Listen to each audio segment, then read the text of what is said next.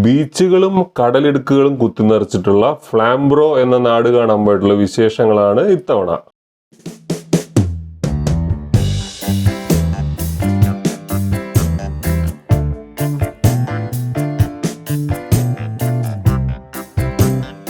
അപ്പോൾ നമ്മൾ വണ്ടി അവിടെ പാർക്ക് ചെയ്തിട്ട്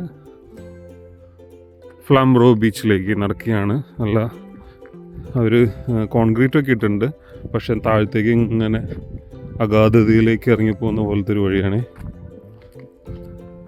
നല്ല വെയിലുണ്ട്. എൻ്റെ പിന്നെ ഒരു ചെറിയ കാറൊക്കെ അവിടെ കൊണ്ടുവന്ന് ഇരിപ്പുണ്ട് കേട്ടോ. എങ്ങനെ അടിച്ചു കയറി വന്നെന്ന് എനിക്കറിയില്ല. വണ്ടി ഇറക്കാൻ കുഴപ്പമില്ല, കയറ്റാനാണുള്ള ബുദ്ധിമുട്ട്. അപ്പോൾ വ്യൂ നോക്കി എങ്ങനെയുണ്ട്. ഇതാണ് ഇവിടുത്തെ മെയിൻ വ്യൂ പോയിൻ്റ്. ഞങ്ങൾ വെയിൽ പോകുമെന്ന് വിചാരിച്ചു, പക്ഷേ നല്ല വെയിലുണ്ട് ഇപ്പോഴും. ഞങ്ങളപ്പോൾ വഴിയിലേക്ക് നടന്നു വരിക. ഇവിടുന്ന് തന്നെ നല്ല രസകരമായിട്ടുള്ള കാഴ്ചയായിട്ട് അതേപോലെ ഇടിയ അടിപൊളിയായിട്ട് നടന്നു പോവാം. അപ്പോൾ പ്രാമൊക്കെ വെച്ച് പിള്ളേരെ കൊണ്ടുവരാൻ ഭയങ്കര ബുദ്ധിമുട്ടാണ്.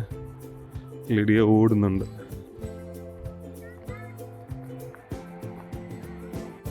അപ്പോൾ ഏതോ ഒരു പഴയ കാലത്തിൻ്റെ ഗൃഹാതുരതയൊക്കെ പേറിക്കൊണ്ട് ഒരു പഴയൊരു ബോട്ടൊക്കെ ഇവിടെ അസ്ഥികൂടമായിട്ട് കിടപ്പുണ്ട്. അപ്പോൾ നമ്മളങ്ങനെ താഴത്തോട്ടിറങ്ങുകയാണ്. ഇത് വലിയ ആയാസമില്ലാത്ത സ്റ്റെപ്പുകളാട്ടോ, നമുക്ക് ഈസി ആയിട്ട് ഇറങ്ങാം.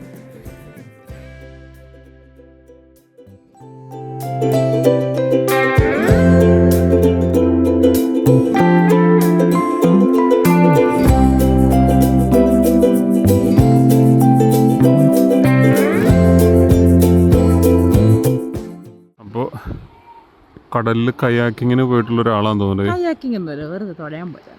തുഴയാൻ പോയതാ. ആളതി അവിടെ ഇരുന്നിട്ട് എന്തൊക്കെയോ കലാപരിപാടിയൊക്കെ നടത്തി തിരിച്ചു വരുന്നുണ്ട് കേട്ടോ. ആളാ തിരിച്ചു തന്നെ പോവാ. ആൾക്ക് തൃപ്തി ആയില്ല, അല്ല തിരിച്ചു വരിക. അപ്പോൾ ഇതൊക്കെ ഇവിടുത്തെ രസകരമായ കാഴ്ചകളാണ്. അപ്പോൾ ഞങ്ങൾ പതുക്കെ മുകളിലേക്ക് പോവാം. നല്ല തണുപ്പായി തുടങ്ങി. ഓക്കെ, ഞങ്ങൾ താമസിച്ച കോട്ടേജ് കാണിച്ചു തരാം കേട്ടോ. അടിപൊളിയായിട്ടോ. നല്ല ഒലിവ് മരം, നല്ല പഴക്കമുള്ള വലിയൊരു ഒലിവ് മരമൊക്കെ നടുവിലുണ്ട്.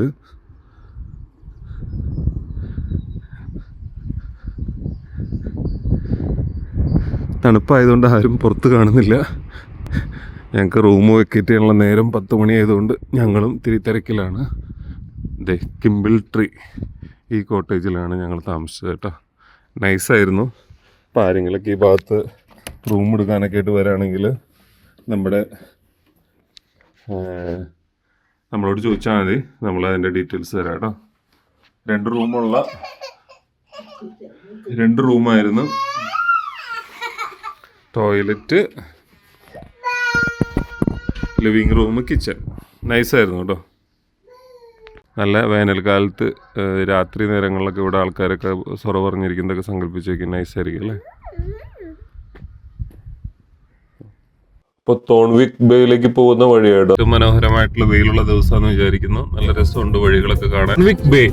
തോൺവിക് ബേയിലേക്ക് കയറാട്ടോ. അപ്പൊ ഈ മലയുടെ അപ്പുറം ഒരു ബീച്ചായിരിക്കും ഞങ്ങൾ പ്രതീക്ഷിക്കുന്നു. നല്ല വെയിലുള്ള ദിവസം. പാർക്ക് ചെയ്തിട്ട് നടക്കണം എന്ന് തോന്നുന്നു. ഇവിടുന്ന് കടല് കാണാം അകലെ. അപ്പൊ തോൺവിക് ബേയിലെ ഒരു ഏരിയ ആയിട്ട് കാണണേ. അപ്പൊ നല്ല തണുപ്പുണ്ട്, വെയിലും ഉണ്ട്. അപ്പൊ നമുക്കിങ്ങനെ താഴത്തോടെ അങ്ങോട്ട് ഇറങ്ങാനുള്ള വഴിയുണ്ട് കേട്ടോ. അപ്പൊ അവിടെയാണെങ്കിൽ നമുക്ക് ഒരുപാട് നേരം സ്പെൻഡ് ചെയ്യാം. ഞങ്ങൾക്ക് ജോസൂട്ടി കയ്യിലുള്ളതുകൊണ്ട് ഞങ്ങൾക്ക് താഴേക്ക് ഇറങ്ങാൻ പറ്റുമോ എന്നറിയില്ല. ഞങ്ങൾ എന്തായാലും ട്രൈ ചെയ്യാൻ പോവാണ്. അപ്പൊ ഇതാണ് തോൺവിക് ബേ കേട്ടോ. അപ്പോൾ ഫാംബ്രോ വരുന്നവർക്ക് എല്ലാവർക്കും ഈ സ്ഥലം മസ്റ്റ് വാച്ച് ആണ്. അങ്ങ് അകലെ നമ്മുടെ താമസിക്കാനായിട്ടുള്ള കോട്ടേജുകളൊക്കെ അവിടെ ഉണ്ട്. ഞങ്ങൾ ഇവിടെയല്ല, ഞങ്ങളൊരു എയർബിഎൻബി വീടാണ് ബുക്ക് ചെയ്തേക്കുന്നത്. ലിഡിയ ജോസൂട്ടിനെയും കൊണ്ട് പതുക്കെ നടന്നു. അപ്പോൾ ഞങ്ങൾ അങ്ങനെ ഫാംബ്രോ വന്നിട്ട് തോൺവിക് ബേയിലെ ഏറ്റവും മനോഹരമായിട്ടുള്ള വ്യൂ കാണാനായിട്ട് ഇങ്ങനെ പോകട്ടോ. ലിഡിയ അവിടെ റെഡി ആയിട്ട് നിൽക്കുന്നുണ്ട്.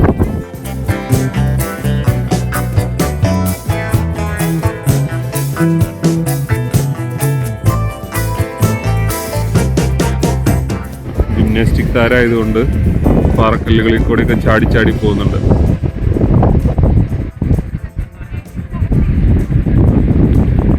അപ്പം അങ്ങനെ പിള്ളേർ പിള്ളേരൊക്കെ കൊണ്ടുവന്നാണ് നേരെയായിട്ട് അഴിച്ചു വിടാൻ പറ്റില്ല. അപ്പം കല്ലുകൾക്ക് ഇത്തിരി മൂർച്ചയുണ്ട് കേട്ടോ. ഇല്ലടി അതൊന്നും മുഖം വയ്ക്കാതെ അങ്ങോട്ട് പോവുക. ഇവർ പ്രത്യേകിച്ച് എഴുതി വെച്ചിട്ടുണ്ട് ഇവിടെ നീന്തലും പരിപാടികളൊന്നും പാടില്ല. വെള്ളത്തിൽ വീണ തീരുമാനമായി, നല്ല ഒഴുക്കുള്ള തിരമാലയാണ്, വെള്ളത്തിലേ ഇറങ്ങരുതെന്നൊക്കെ എഴുതി വെച്ചിട്ടുണ്ട് കേട്ടോ. അങ്ങനെ ലിഡി അതേ ബീച്ചിൻ്റെ അടുത്തേക്ക് പോവാണ്. അത് കൊണ്ടുപോകാൻ പറ്റില്ലടി, അത് ചീഞ്ഞു, അല്ലെങ്കിൽ നമുക്ക് ഒരു സൈഡ് കട്ട് ചെയ്ത് കൊണ്ടുപോയായിരുന്നു.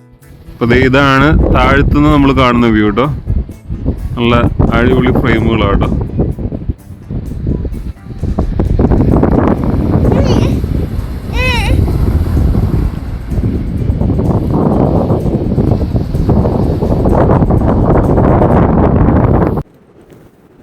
അപ്പോൾ നമ്മൾ രാവിലത്തെ ബ്രേക്ക്ഫാസ്റ്റ് ഒക്കെ കഴിഞ്ഞിട്ട് ദേ സൗത്ത് ലാൻഡിങ്ങിലേക്കാണ് വന്നേക്കണേ. ഇത് ഇത്തിരി ചെറിയ ബീച്ചാണ്.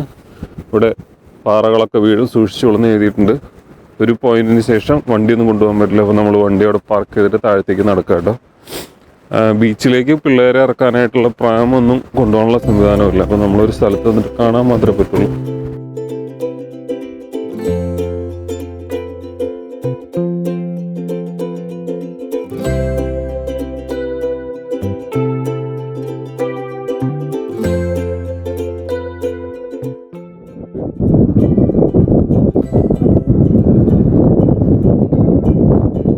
ഇവിടുത്തെ ക്രൂവിൻ്റെ പാർക്കിംഗ് മാത്രം ഇവിടെ ഉള്ളതെന്ന് എഴുതിയിട്ടുണ്ട്.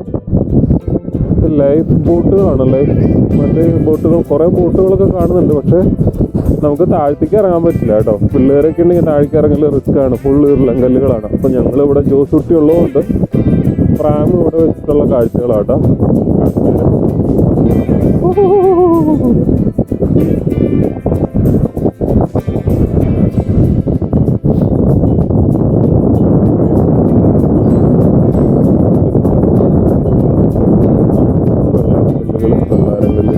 വലിയ കല്ലുകളുടെ ശേഖരം കേട്ടോ. ഇംഗ്ലീഷുകാർ ഇതിലൊക്കെ നടക്കുന്നുണ്ട്. പക്ഷെ കടല് കണ്ടാൽ തന്നെ അറിയാം അവിടെ ഡേഞ്ചറാണ്. അങ്ങോട്ട് ഇറങ്ങിക്കഴിഞ്ഞാൽ ചിലപ്പോൾ നമ്മുടെ കിളി പോകും.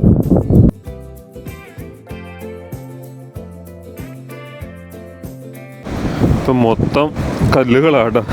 കുറച്ച് കല്ലൊക്കെ പറക്കിക്കൊണ്ട് പോകാൻ തോന്നുന്നുണ്ട്. നല്ല ഭംഗിയുള്ള കല്ലുകളാണ്. കുറേ ആൾക്കാരൊക്കെ ഉണ്ടാക്കി വെച്ചിരിക്കുന്നതൊക്കെ രസമായിട്ട് ഉണ്ടാക്കി വെച്ചിട്ടുണ്ട്.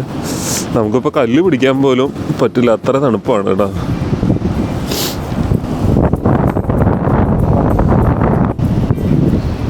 അപ്പോൾ ലിഡിയും ജോസൂട്ടിയും പോകാനായിട്ട് റെഡി ആയിട്ടുണ്ട്. അതേ അത്ര തണുപ്പാണ്. അപ്പോൾ ഞങ്ങൾ പതുക്കെ സ്ഥലം കാലിയാക്കാണ്. ഇവിടുന്ന് നല്ല തണുപ്പായി. മേളിൽ എത്ര തണുപ്പില്ല, പക്ഷെ ഇവിടെ വന്നപ്പോഴേക്കും ഭയങ്കര തണുപ്പ്.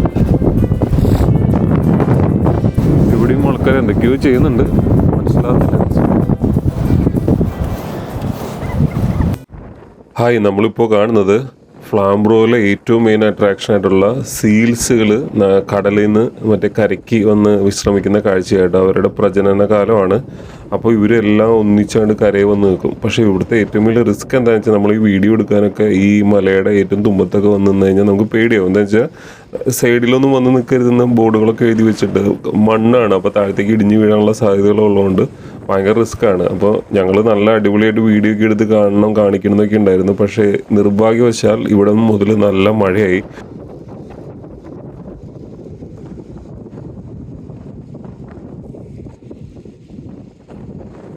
ഈ സ്ഥലത്തിനെ പറയുന്നത് ഔട്ടർ ഹൈലാൻഡ് എന്നാണ്, ഫ്ലാംബ്രോയിലെ.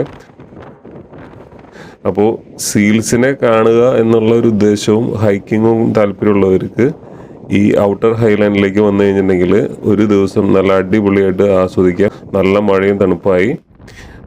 അപ്പോൾ ഇത്രയേ ഉള്ളൂ ഫ്ലാംബ്രോ വിശേഷങ്ങൾ. നിങ്ങൾക്ക് വീഡിയോ ഒക്കെ ഇഷ്ടപ്പെടുന്നു എന്നൊക്കെ വിചാരിച്ചുകൊണ്ടാണ് നമ്മൾ മുന്നോട്ട് പോകുന്നത്. ഇഷ്ടപ്പെടുകയാണെങ്കിൽ സബ്സ്ക്രൈബ് ചെയ്യാനായിട്ട് മറക്കരുത്. കുരിശ് ജംഗ്ഷന് വേണ്ടിയിട്ട് ജോഫി ജോസ്. അടുത്ത കാഴ്ചകളായിട്ട് നമുക്ക് അടുത്ത വീഡിയോയിൽ കാണാം കേട്ടോ.